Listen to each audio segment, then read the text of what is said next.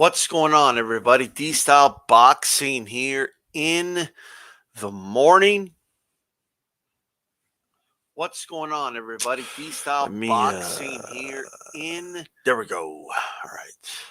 A night owl like myself is rarely on. Although I know some of you are going to laugh and be like, what, morning? Morning? Like, it's already like past noon and shit in the East Coast. Well, I am mountain time, in fairness, but it's still almost 11 a.m. But nonetheless, let me say good morning anyway, and good afternoon to the rest of you. And good evening if you're over there in the UK. But check it out. Very important case going under the radar. The UFC has lost an antitrust lawsuit, which means it will grant fighters antitrust, status, So this is very important. I'm going to read over this article and we'll kind of talk about it. If you're listening right now, press the like button. If you're listening on archive, press the like button as I am gracing you with my presence in the morning. I am not a morning guy. You know what I mean? So that's something. Believe it or not, that is kind of impressive. You know what I mean? I know it may not seem like it. It might not seem like no big deal, but hell, shit. I'm even doing it without coffee and shit. You know what I mean? What's going on, Bruce Goes? Under the radar story, but let's go ahead and okay. Check this out. UFC facing class action lawsuit worth up to $5 billion after fighters score legal victory. This is extremely important.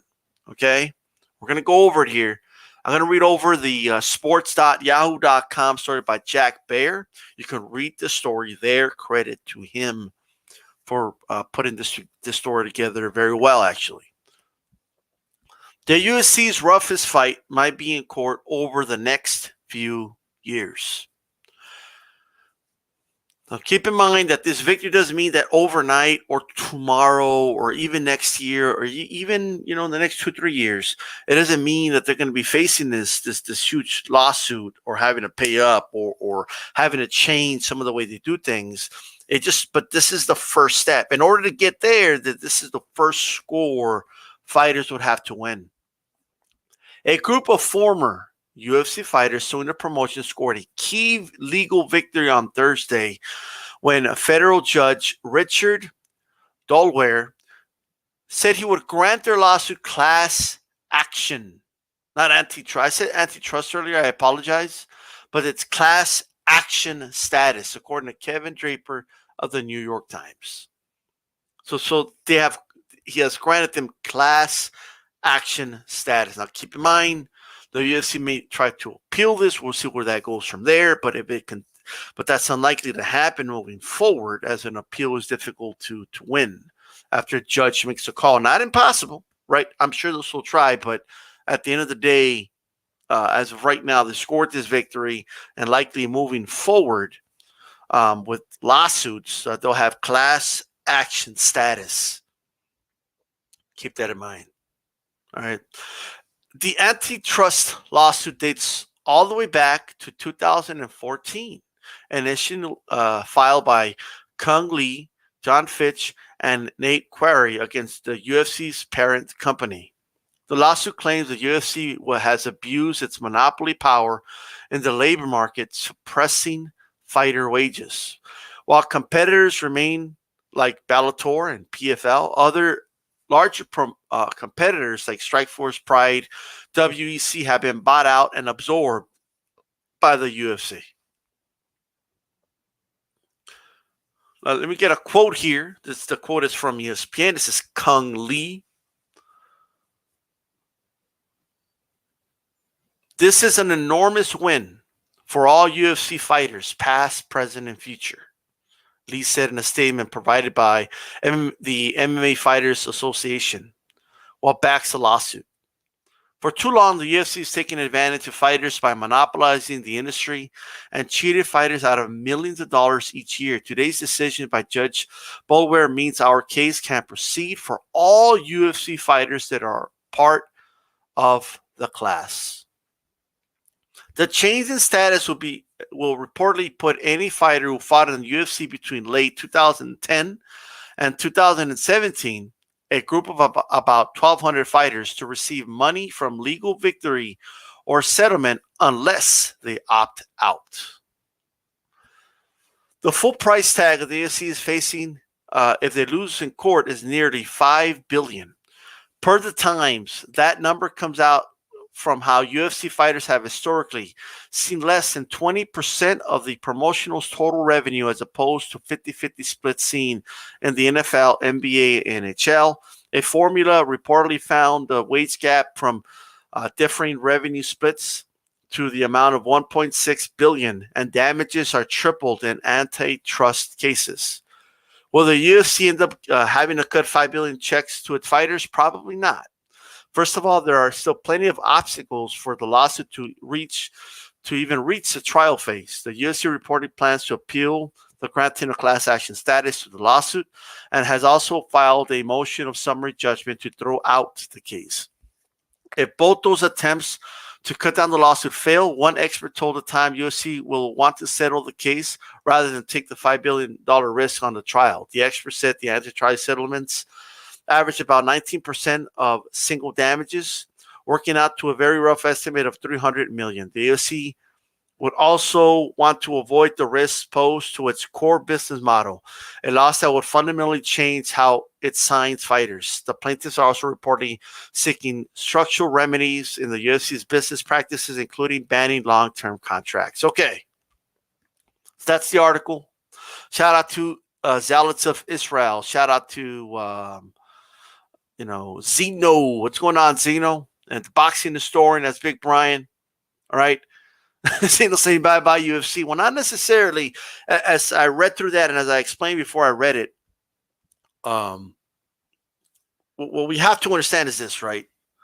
The UFC, okay, even if nothing goes its way, let's say they end up losing this whole case, right? They still got a good 2-3 years left in them.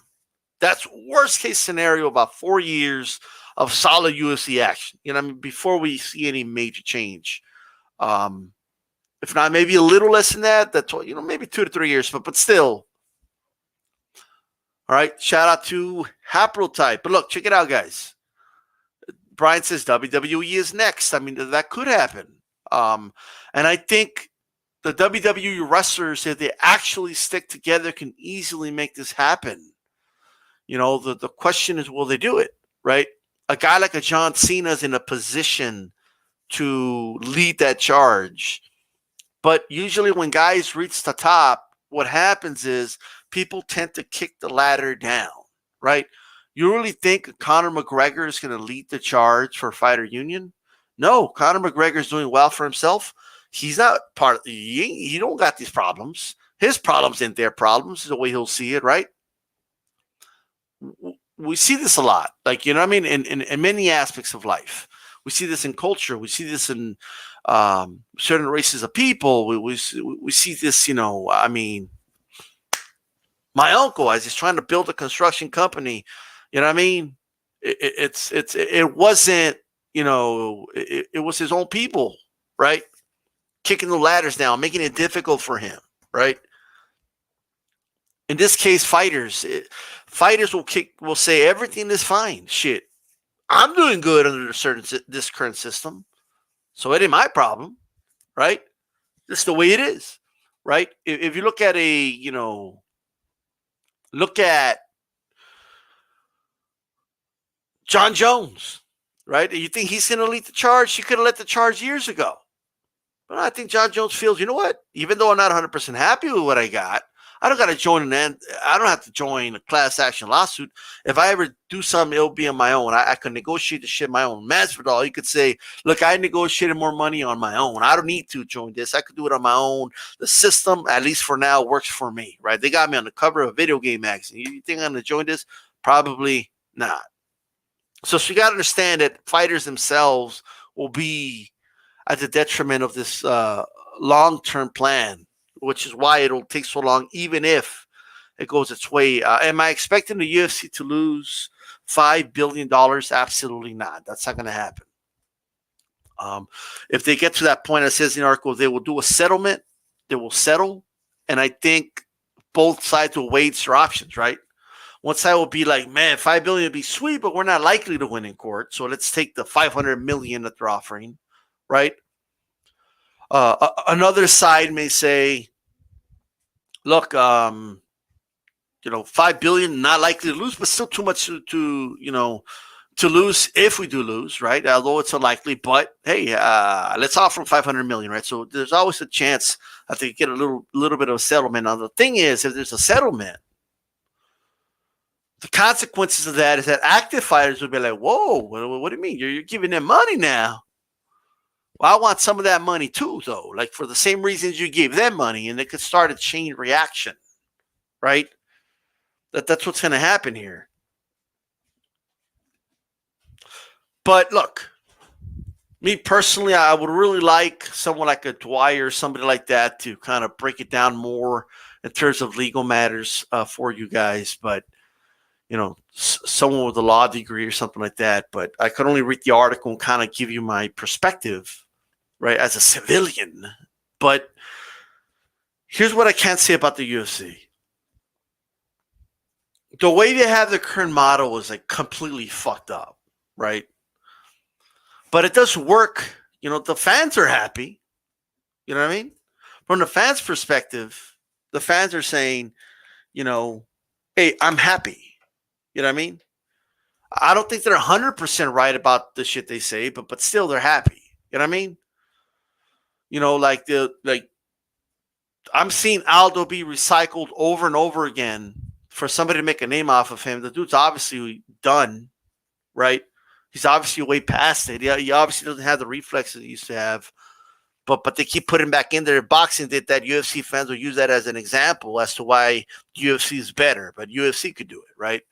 A fight like Nonito Donaire versus Monster Inoue, put that kind of like that same, like that fight would have been a big deal in the UFC to UFC fans. Boxing fans, it's half and half. It's whatever. But that's not the point. The point is the fans are happy. You know what I mean? The fans like to say, hey, the best fight the best in the UFC. Boxing should do it this way. But here's my question. All right? My question is, if everything is all good, like if you want boxing to do what UFC fighters don't even want, right? You want boxers to be like, oh, okay, fine. Let's do it the UFC way. But fighters in the UFC don't like this model. There's talks of unions. There's talks of there's fighters getting together, right? Now they have class action status. This is big. Even if they don't win this case, fighters now have class action status against the UFC. The problem with the UFC is they want to function as a league, right? They want to be their own sanctioning body. They want to control their own rankings. They want to do all these things, right? Which is all good and dandy, but they don't want to, function like a league when it comes to other shit, like fighter pay.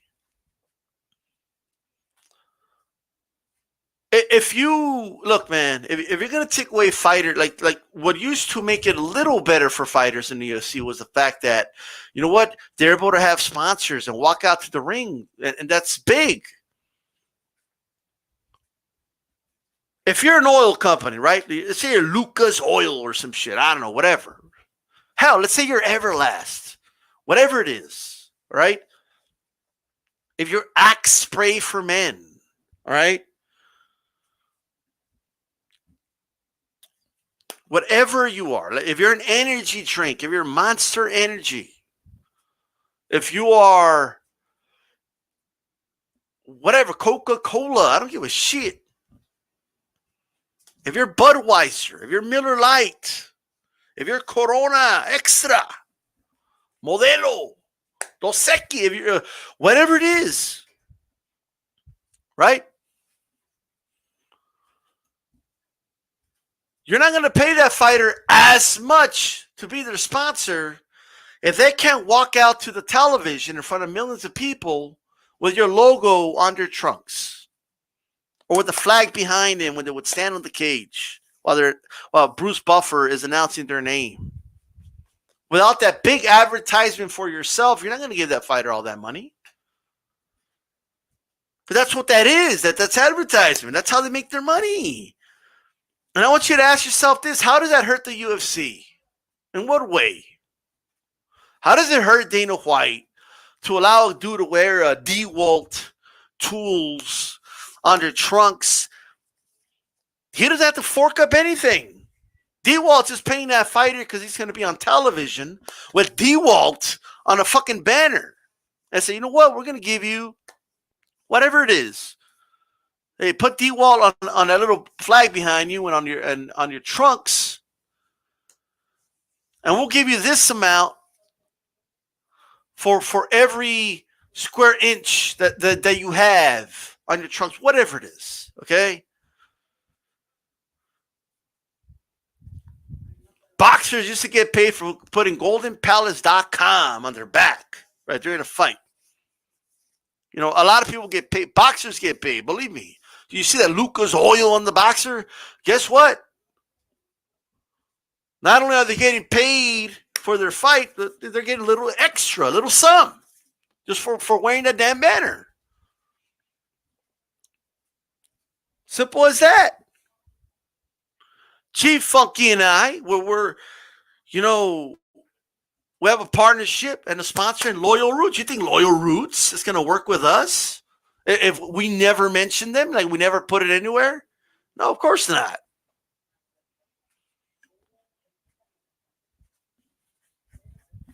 That's number one. The UFC takes away, like here you have fighters complaining about fighter pay, right? And then you're taking away the one thing you're giving them. Like you could literally just tell them, hey, look, the UFC, we've made the UFC so popular that millions of people are watching it on ESPN. 200,000-300,000 will buy it on pay-per-view. Some fights close to 1 million or more worldwide, right? So because of that, man, you could get a sponsor and they'll give you money. You know what I mean? But they can't say that right now. The NFL doesn't allow players to wear shit that is outside of whoever sponsored the NFL or whatever team's jersey is, right? Like if your team jersey is Nike, you can't wear a Reebok one. Have Reebok make you a specialized one. You can't do that, right? Michael Jordan wasn't allowed to wear Nike, right? Even though that was his sponsor at the Olympics. He had to wear a tracksuit of I believe it was Reebok. I think it was Reeboks. Anybody could correct me on that if I'm wrong. Okay, I literally just watched The Last Dance like a couple months ago, and I already forgot. But that's something you got to keep in mind now.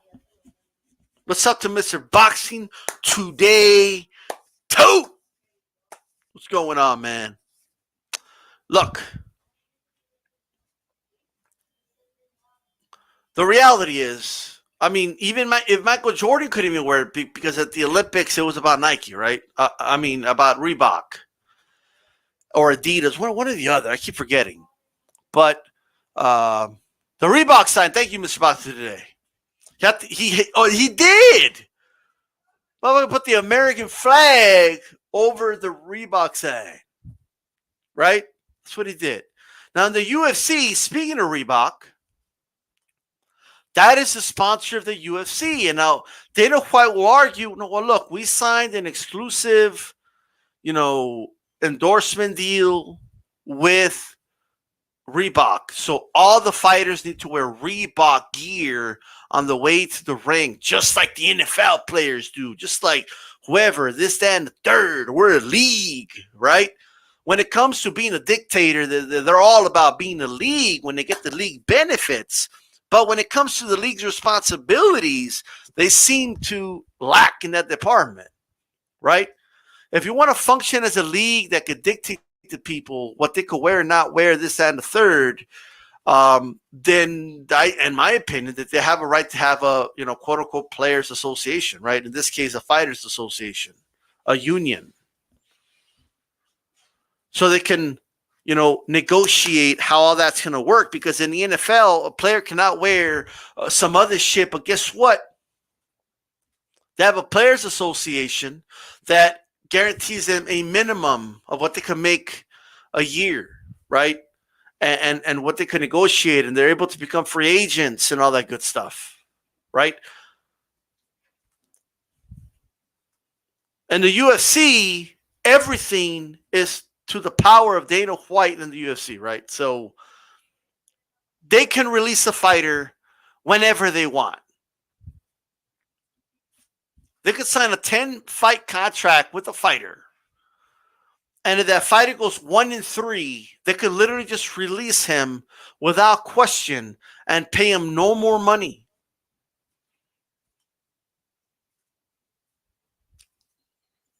A fighter could be 6-0.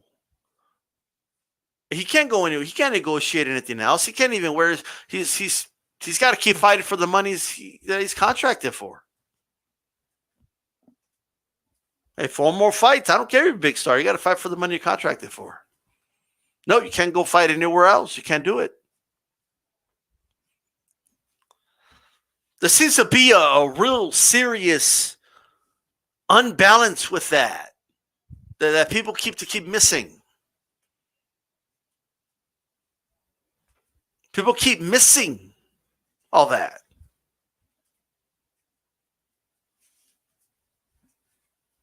You have so many fighters. You know it's funny, because in boxing, it's the women fighters that complain about fighter pay. And look, they have some good points. Some not so much, but that's a discussion to have. But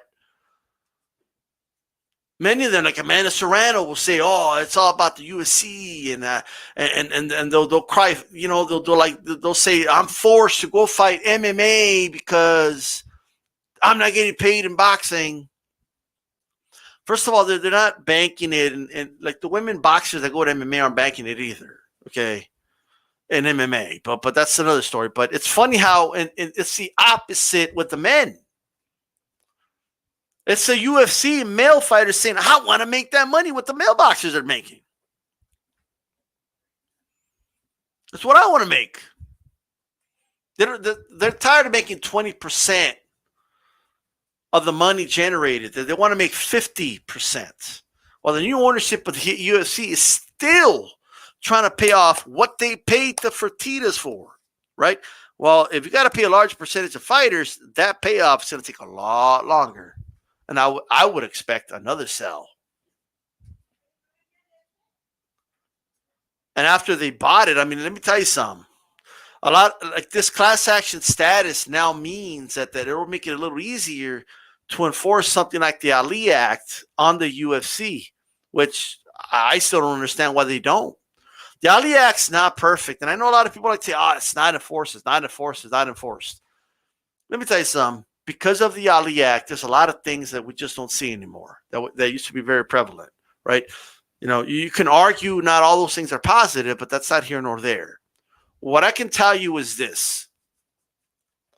If the UFC wants to function as something like a league, like the NFL does, like the NBA does, like the NHL does, right? And they want to dictate all these things to fighters, right? And take away their freedoms of other means to making money, then they need to incentivize those fighters to give up those things. If you want fighters to, if you're demanding that fighters don't wear their own gear and have their own sponsors, right, so they can make money that way, and you force them to wear Reebok, then you need to incentivize them to wear Reebok. How is it beneficial to the fighters when they're not making anywhere near as much with Reebok sponsoring them than having their own sponsors? Reebok's paying you a lot of money. Not all the fighters. There's some of the fighters that they're incentivizing, but again, not all of them.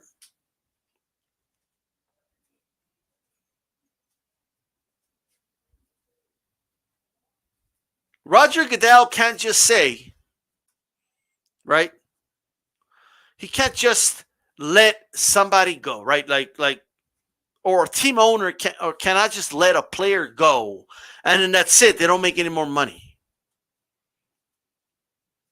Le'Veon Bell had one more year, I believe, with the Jets. They let him go for whatever reason. He had a guarantee. All right, $3-4 million a year. They still have to pay him that money. Even though the Chiefs offered him $1 million, the Jets have to pay the difference for this year, right? If you're going to function as a league, if you're going to function for exclusivity, if you're going to sign guys to contracts that force them to participate only in the UFC and not participate in any other shit out of it, not just MMA, but anything else. Federer wasn't like, they were like, no, you can't participate in Sambo. If you want that type of exclusivity, you got to pay for that type of exclusivity. And you have to be willing to pay fighters, even if you don't want to fight under your banner no more. If you're going to release a fighter from his contract, he has 2 fights left. You got to pay him what those 2 fights left are worth.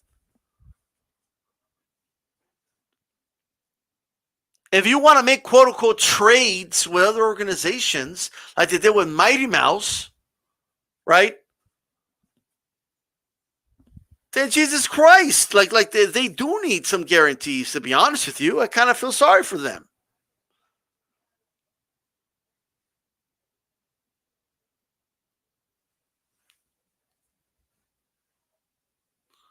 The boxing historian, they've never reached class action status, bro. I know you don't like Canelo, bro, but I mean, the dude's fighting a lot of good fighters, bro. I don't know how else to put it to you. You know what I mean? But at the end of the day, look, if you, and right now we're talking UFC right now. You know what I mean? Look, let's look at right now. This is what I'm trying to get you guys to understand. A lot of things are going to change because the language of the fighters is changing. Of course, they've been talking about it for years, but now they've reached class action status. This could lead to a lot of things. This could lead to, what if all the fighters get together and have a class action lawsuit on, hey, I want to have my own sponsors, right? And they win that case. Well, UFC still has a contract with Reebok. They can no longer grant him exclusivity, but, you know, Reebok's going to be like, well, we're not going to give you as much money anymore then, right? We're just not going to do it. Plus, the fighters look like trash with the Reebok gear anyway. I mean, I don't even know what that's about, to be honest with you. That doesn't even matter, but I'm just putting that out there. You know what I mean?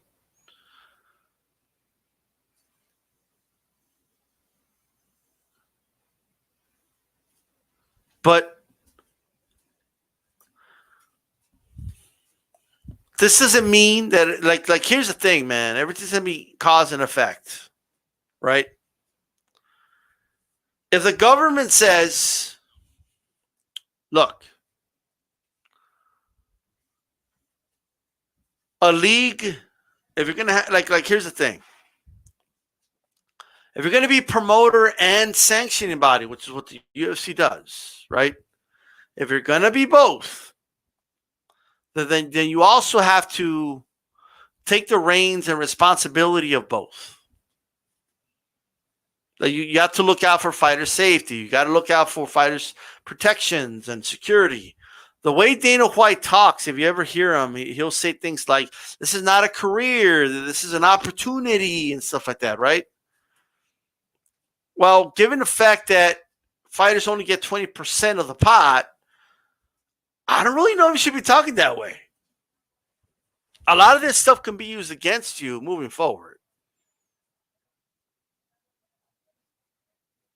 So that's all I got to say about that. Not attitude. I'm just talking about the antitrust lawsuit. That's all. They've now been granted class action status. That is an important thing to take note. Okay.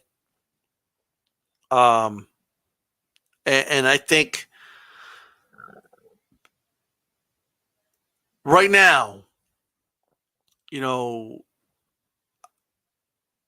the UFC, I think, has to be seething. Like there's no way they could be happy about this at all. Because now, like, if fighters have class action status, lawsuits can start to pile up. Lawsuits can start to pile up, and it could be detrimental, right, to the UFC model, which is, look, shut up and fight for what we give you, or you're gone, and you don't have a career because we're a monopoly here. It's really what that is, and that's just not. That's not going to work for long. I know that, like, people like to use it as an example of, like, the bastion of the way we should do things, but at the end of the day, you could only keep athletes suppressed for so long before they wake up and say, you know what, we want a piece of the pie. We want a piece of this. That's what's going on right now. The UFC will not continue to function. I've already said this, by the way, but in the next 5 years, there's going to be a lot of changes, and they might be good for the fighter. They might be good for morality and stuff like that, but it's not going to be good for the fans, not for what they want, right? These UFC fighters want, they want to have a pay-per-view. They want to make the $40 million. They want the $20 million. And the UFC, for those that don't know, the new ownership bought the UFC for $4 billion, right?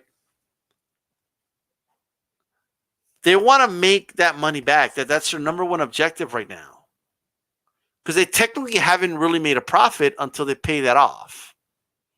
Until they make that amount and break even with that, they haven't made profits yet.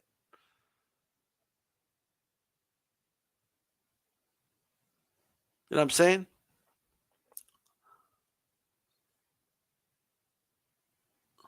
Well, 92 cool. I mean, Conor actually is one of the few fighters that has a big sponsor, right? And that is allowed to have a sponsor like that in the UFC. While all fighters could have sponsors outside of the UFC, they cannot take it to the ring.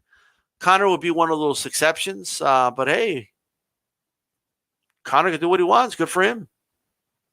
Just don't smack old men when they don't want to take a shot. That's all. That's not that hard, is it? An old man doesn't want to take a shot. Don't hit him. That's all. So what does this mean moving forward, guys? What do you guys think? Do you think we'll see more we'll now start to see class action lawsuits coming from fighters directed towards the UFC? I personally believe there's a really good chance of that. So we're going to see how it plays out for them, I just think now Dana has to be a little more careful on how he words things, because anything could be used against you. You know what I mean? He's got to be really careful on how he words things, how he says things,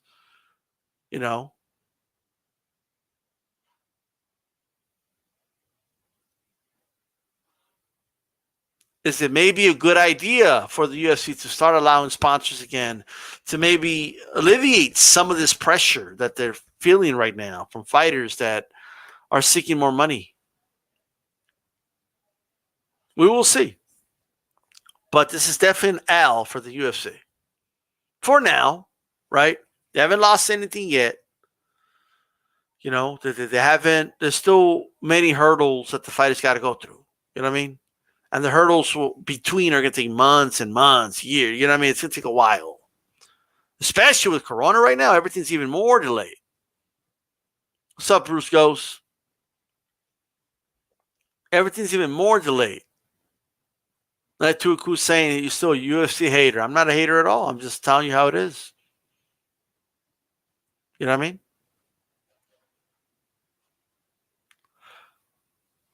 With that said, guys, this is DStyle. And I'm out. Peace.